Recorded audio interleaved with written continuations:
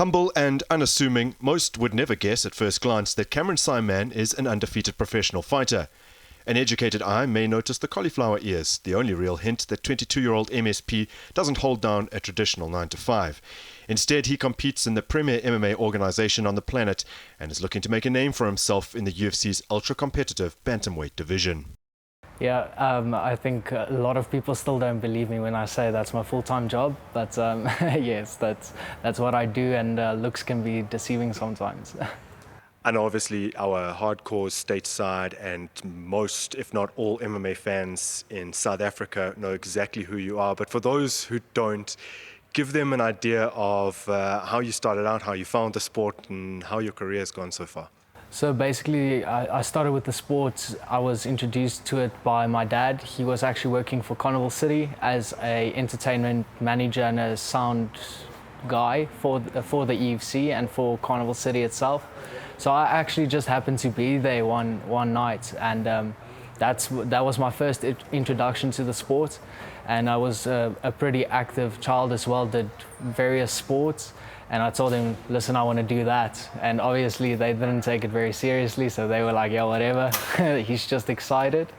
But after months of nagging, I got to go to the first kickboxing gym where I then started, and that's how I got introduced to it.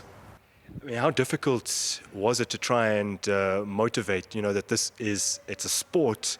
There's a lot of intricacies and nuances to it, and it's not just, pure unchecked violence. Was that an issue for you and your family, or did they understand the dynamics of it? I think people sum up the sport in a bad way, I think, and still do. Even though the sport has grown in popularity, I think the first initial thought is it's very barbaric and aggressive and very violent, and that's for sure something to a certain extent my parents thought as well, but they soon, after the first class, they realized, oh, it's actually the complete opposite. It's about learning to control your temper, learning to control your body, and that's also why we have the kids program, the Little Legends program here at CIT.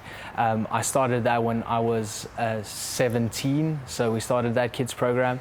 We are close to 100 students strong, and we are slowly but surely changing the dynamic of how people think about the sport. So your career so far, you made history, becoming champion here in our local organization. Youngest signee on the Contender Series until Raul, I believe. And then you make a successful debut. How has that journey been? Has it exceeded even your own expectations? Yes, for sure. To an extent, I knew that we can do it. It was one of those things where I like having a little bit of a chip on my shoulder. If people say I can't make my debut at 18, I'm like, yeah, watch me. So it was a thing of okay, we're going there to get a contract. I held the record for the youngest contract winner for 2 weeks, and then Raul came and ruined that. But that is also very cool, and it just shows how the sport is also progressing as well. We have kids in our program that are 5 or 6 years old that can shoot from both legs, double leg shoot from both legs. They can fight from both stances. So it's scary to think of how the sport is continuously progressing, and I'm just glad to be a part of that. I mean, you're being very modest right now because Dana White called you the future. What I want to ask, though, is, and I asked your coach as well, how difficult has it been to keep grounded? Because, I mean, naturally, when you hear those things about yourself, you're excelling in the field where you want to. It must be difficult, I guess, to just keep your feet on the ground. Or has that not been an issue? No, that hasn't been an issue at all. I think we have a bunch of teammates and coaches that will keep us very humble, and that's one of the things that in training, on the big stage, you can be the biggest guy there, you can be the Big Mac, but when you're here in training and you get your ass kicked a lot, sorry, I don't know if I'm allowed to say that, okay. but if you get beaten up every single day, that quite humbles you a lot. So it's great. I'm very fortunate that Dana sees the potential not only in myself but also our team. We are busy with a type of type of style that I think is very new to the UFC. I think how we approach fights are way different, and I think they like that. The pressure, though, that's got to have ramped up. So I know obviously your team will help you through that. Drickus, when I've spoken to him in the past, he's spoken about mental coaches and that kind of thing. So understandably, there's more pressure that comes with being on a bigger stage, having more eyes on you. What's that been like? It's honestly, with the Contender Series, it was fine. I did not put the moment on a pedestal, but the debut was quite overwhelming to me. It was way different than the Contender Series, so it was, to get used to that was quite intense. But again, it was one of those things, you have to go through it in order to, just break that ice and learn on the job. And I think we got to do that. I have a brilliant support system around me. My coaches, my teammates, and one of my other coaches, Henny Engelbrecht, he's our mental coach, and he's been absolutely great, and he's been with me since I was maybe 17, 18 years old, so we have the support system, which makes it easy, and then obviously the South African fans, which I still think are the best fans in the world, backing us every single time, so it's great. Big victory in your debut. Stephen Kozler, you got him out of there eventually. Performance bonus as well. Do you feel like there's a marked step up now between him and your next opponent, or do you like the progression? I like the progression, honestly. I think people underrate Stephen Kozler a lot. I think I'm very interested to see how he advances in the UFC, because I think he'll find a lot of success. And I think, in an opponent like Mana Martinez, it's a great shift, because now I can fight a predominantly stand-up fighter again, so that is fun.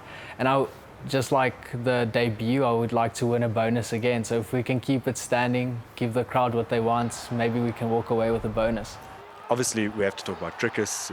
We've spoken about the relationship with the coaches and stuff, but Drickus has been a huge influence, and I mean, I think I get the impression that his performances in the past kind of gave you maybe, I wouldn't say an easier route, because you definitely deserve to go to the Contender Series, but put you kind of on their radar in a sense. So what has that been, that mentor-mentee relationship been like? It's been absolutely amazing. I've said it numerous times that Drickus is the front runner of the success we have at Team CIT. Under our head coach Morné Visser, it's been, Drickus had definitely a very tough and longer road to the UFC, and it was hard for any South African athlete to be noticed by the UFC itself, and he paved the way for not only South Africans but specifically for our team. We have a team of killers here. I hope you saw that in today's training as well, but we really have guys with very good mentalities and good type of foundations to really go there and show what it's all about. And I think Drickus is the one that kick-started that whole thing. So I am very grateful for that. He is always the hardest worker in the room, so that is definitely something that we look to emulate or just close to match. And it's been really fun, because he's also super motivating in all of our careers, and he's always been there to help wherever there is questions, whether it's training, whether it's outside stuff, whether dietary stuff. So it's been great getting to learn from someone that has gone through a lot, and hopefully learn from his successes but also his mistakes and try and bet on that. One thing that many people have already noted this early in your career is that you take a very cerebral approach to the fight game. You're studying it constantly, looking to learn. Who, if any, other than obviously your current teammates and Drickus, have you admired in the past, in the fight game in general, internationally, wherever, and that you've maybe tried to take a little bit from and incorporate into your own style? So definitely, for the first few years of following MMA, I didn't even know of the UFC. I didn't know of any martial arts outside of South Africa. So I just thought it was something the EFC did, and it was here, you know. So I was a massive fan from Leon Maynard and Michiel Opperman, and they also happened to come out of CIT. So even before I got to join CIT, I was a massive fan of the athletes that they produced. So it was definitely them, and obviously DeMart Pena and Gareth McClellan. But I must say, someone that I do really look up to, not only because of his type of demeanor, but also how professionally he took the sport and his outside lifestyle, was George St. Pierre. And he's an absolutely amazing athlete, a great fighter. He's been very honest of his mental approach before fights, and him saying like he hates it.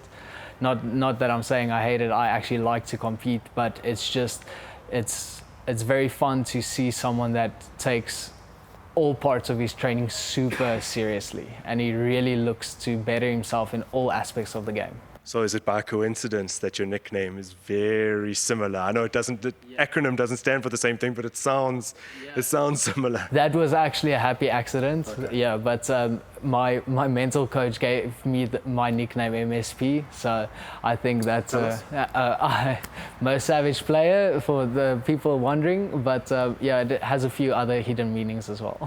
So I wanted to, just because I feel like sometimes the guys that came before you didn't really get the shine they should have, and Drickus has called someone like Michiel a genius, like here. So I just, and if possible, give props to those kind of guys that maybe have flown under the radar. Michiel Opperman, he is, when it comes to mixing up his style and his stand-up knowledge, it's absolutely insane. That he is one of the guys that the sport was just a little bit ahead of his time. So it was just like, he was so good, and he is still to this day. If he rocks up here, he has a great warm-up. He lies on his back, he lies to his side, and he rocks back and forth. He doesn't even need a warm-up because he'll still dominate the class, and it's absolutely amazing. Years of Kyokushin, years of Muay Thai, and you can see the experience in his fight style. Because we've already said we know you study the game, so what do you think of the state of the division? You are, and I don't know, you just said you love to compete, so I guess it's a good thing for you that you are in consensus the deepest and probably best division in the organization, Bantamweight. It's stacked, it's crazy. The top of the division, your assessment at the moment, you look at, and obviously it's too early to say now, you're only 22 years of age, but when you look at guys like Aljo and you look like Peter Jan and Sean and everyone else who's competing at the moment, what do you make of 35? I think the 135-pound division is absolutely amazing. You know, it's a great division for myself because I really do think some of the best pound-for-pound fighters in the world is at 135. So you have Aljamain Sterling at the top, which is an absolute grappling phenom. If he gets your back, you're pretty much screwed. So it's great to have him there. Did he deserve the title? I'm not sure, but it's one of those things where in martial arts, anything can happen. In the UFC, you know, you get thrown some curveballs as well. So Peter Jan is also someone that I really look up to for his fighting style, his work ethic, his training. So Sean O'Malley just came up and shook the world just by his personality as well. So you have these guys that are killers, and we are looking to take it a very calculated route to the top. But I do think that we can run with the best in the world. Yeah, absolutely. I mean, we touched on, like 3 names, but Henry's coming back, Cheeto and Corey are fighting. That's insane. So I did this with Drickus before his debut. Now, you've obviously already debuted, but I asked him kind of what the route was. It might be more difficult for you to assess because there's longer to go, you know. But he got it pretty much spot on. He said 4 fights to enter the top 10. And I mean, you've seen. I just in broad strokes, because it might be too difficult to map it out exactly. How are you plotting to get there, and how long? Not necessarily to the title, but into the conversation. Well, definitely my plan is to be in the top 30 by the end of the year, and the end of 2023, you know, so going into that top 30, and then after that 2 or 3 wins, and then we are close to the title. Cool. Lastly, your post-fight interview. You said something very interesting. So I just want you to expand on it in closing. I'm having the time of my life. I did. I was having the time of my life. It was a roller coaster of a experience. You know, obviously just the overwhelming experience of walking out, but also just having the fun experience of listening to my walkout song, having my team behind me, and then we had the unfortunate knee, which also was quite a damper on the moment. But then coming from that adversity and getting the finish. So a lot of ups and downs, negatives, positives, stuff I was kicking myself a lot about, but I was in that moment, I was having the time of my life, and afterwards, probably my favorite moment from the whole trip was sitting with my team backstage having a Bud Light. So, and again, we were sitting on equipment boxes and watching fights, again, just like avid fans. So I was having the time of my life. Yeah, one of the biggest pay-per-views as well. It's nice to be on a pay-per-view, which you will be. Again, we wish you the best of luck for that. You are a true gent, and if I may say, part of a new generation of fighters that are kind of changing our perception of what a fighter is outside of the sports. So thank you very much. I really hope so. Thank you. Thank you for having me. Thanks. Thanks.